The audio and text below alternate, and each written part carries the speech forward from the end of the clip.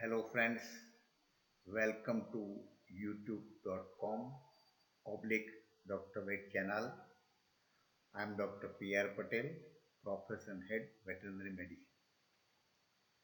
In this presentation, we are going to discuss important bacterial disease of cattle, buffaloes and sheep, actinobacillosis. In part 3, we will discuss clinical signs in sheep, necropsy finding and diagnosis of actinobacillosis.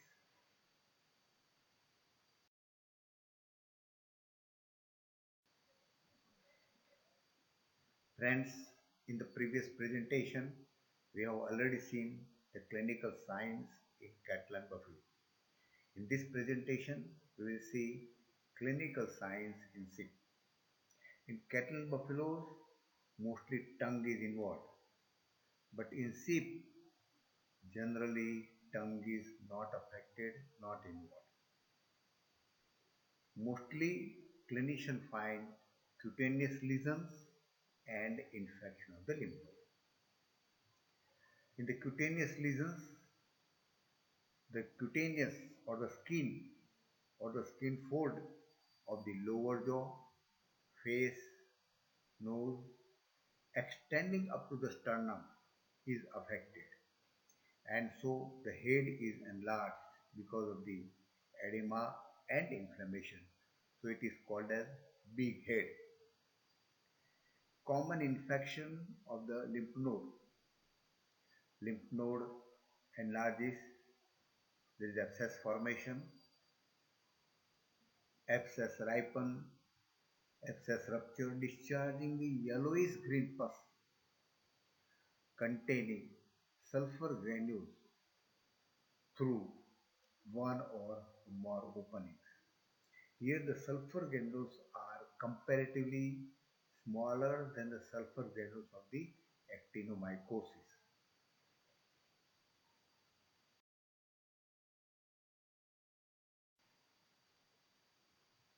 We continue with the clinical signs and symptoms. Infection of the nasal mucosa, there is inflammation, there is growth, and characteristic bilateral nasal discharge is observed. In chronic cases, there is development and accumulation of granulomatous fibrous tissue in the mouth, in the nose, and head region. We call it as a big head. Head is enlarged. This causes there is interference of the prehension of food, interference in the mastication of food, and interference in the respiration. So when the food is affected, there is chronic starvation. The sheep become inanition, sheep become weak, emaciation, and finally the death of the sheep is observed.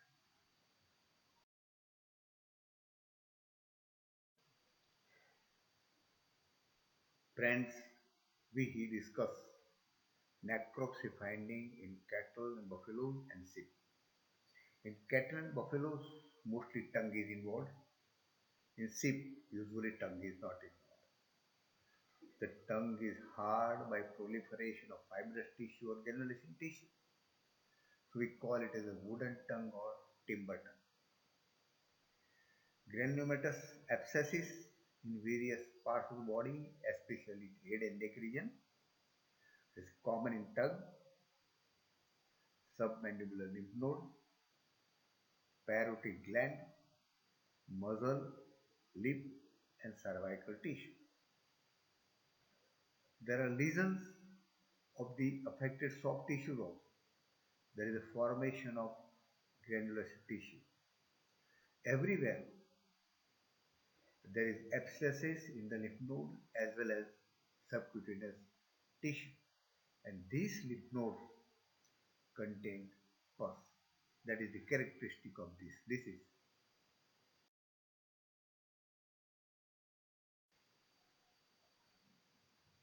Continue with the necropsy finding. Wherever there is infection, there are granulomatous growth, nodules, and presence of abscess is soft tissue. Greenish yellow from nodule and the thick walled abscess is observed. That is the characteristic of actinobacillosis.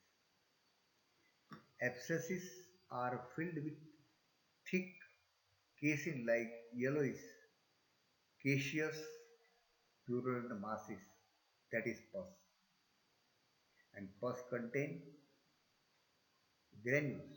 The pus is greenish yellow, thick, mucoid, and odorless. It contains sulfur granules, very tiny granules, yellowish white in color, gives a appearance like a sulfur. They are gritty also. But here, the sulfur granules are comparatively smaller than actinomycosis.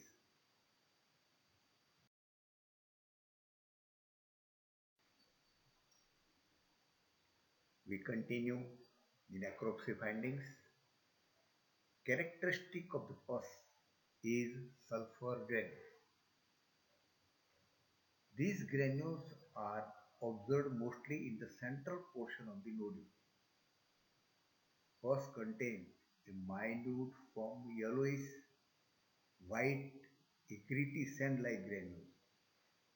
But here the pus granules are comparatively smaller than actinomycosis. That is the most difference.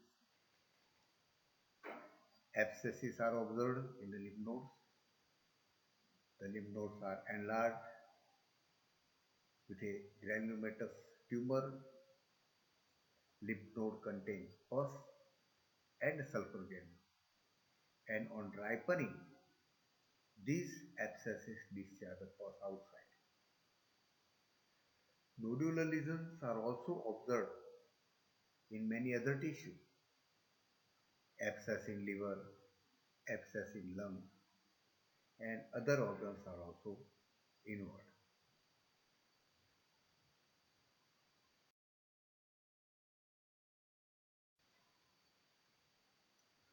We discuss here diagnosis of actinobacillosis, characteristic clinical signs and characteristic lesions. There is no difficulty at all in the diagnosis of actinobacillosis.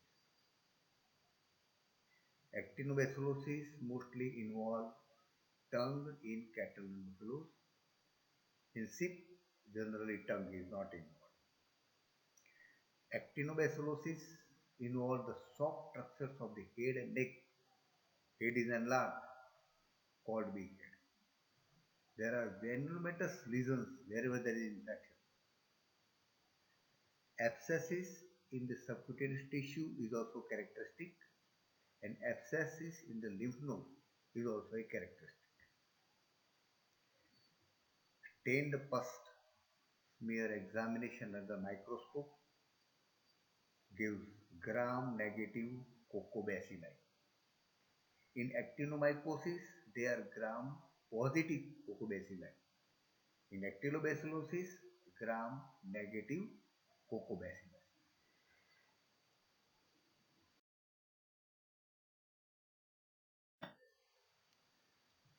Friends, we discuss here the diagnosis. Important thing is examination of the sulfur granules. Sulfur granules are a bit hard. They are gritty and sand-like. So crush the granules between two glass slides. Separate the slides, either the stain slide or examine the slide without stain. Observe with naked eye or under the low power of the microscope. Observe the characteristic rosette formation in the granules. The pus contains sulfur granules that is characteristic of the actinobacillosis and actinomycosis. In actinobacillosis, the sulfur granules is less than 1 millimeter in diameter, means smaller. In actinomycosis, The pus granules are comparatively larger. These granules are nothing but they are the microcolonies of the actinobacillosis surrounded by a club-like spicules of calcium phosphate. Here there is no phosphorus, but it is a calcium phosphate.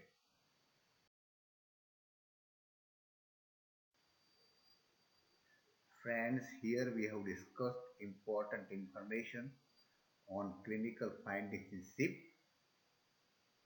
necropsy finding, and diagnosis. There is no doubt about the diagnosis. Diagnosis is very easy and very characteristic. Nodule formation, granulate growth in the tongue, subcutaneous tissue, and lymph node.